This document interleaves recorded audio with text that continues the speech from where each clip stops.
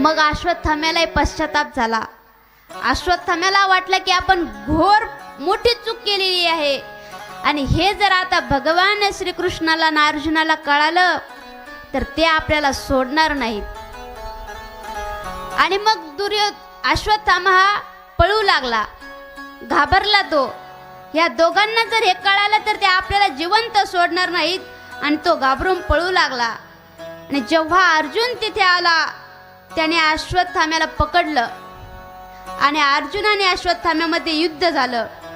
दोघांनीही एकमेकांवर ब्रह्मास्त्र सोडलं. आणि जेव्हा भगवान श्रीकृष्णाला कळालं की या दोघांमध्ये युद्ध झालेलं आहे, युद्ध चालू आहे, आणि या दोघांनाही समजावलं की आपण आपलं ब्रह्मास्त्र पाठीमागे घ्या, कारण हे ब्रह्मास्त्र एकमेकांना भिडले तर ही सर्व पृथ्वी आगीच्या दरीत जाईल.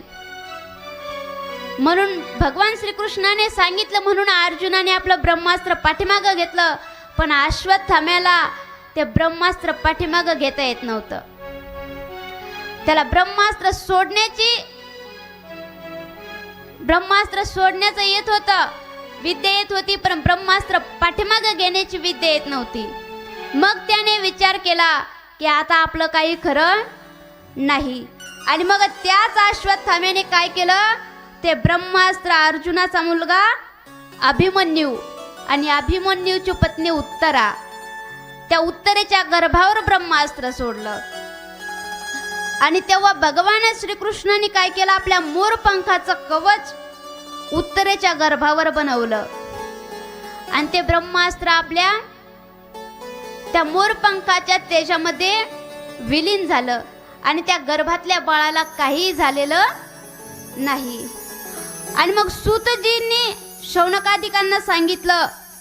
सूतजी सांगतात की उत्तरेच्या गर्भात तो गर्भ कोण होता, त्या गर्भामध्ये बाळ कोण होतं, तर दुसरा तिसरा कोणी नसून कोण होता, परीक्षिती होता. साक्षात परमेश्वराचा अवतार होता तो. आणि नंतर उत्तरेचे दिवस पूर्ण होताच शुभ वेळी पांडवांचा वंशधर परीक्षितीचा जन्म झाला. बोले परीक्षिती महाराज की जय.